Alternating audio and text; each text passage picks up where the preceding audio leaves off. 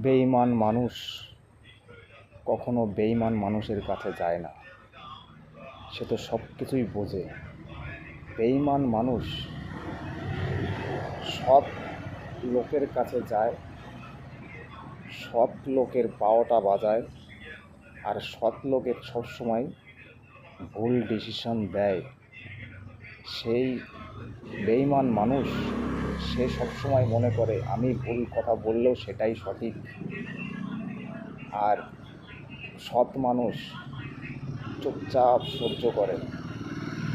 করতে করতে করতে করতে বেঈমান মানুষটা সৎ লোকের বেঈমানিটা করে বেঈমান চলে যায়। এইটাই বেঈমান মানুষের চরিত্র।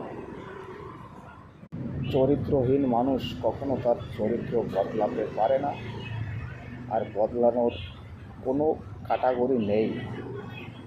মানুষ লাইফ বেঈমানের মতো ইমানদারির কোনো জায়গা নেই।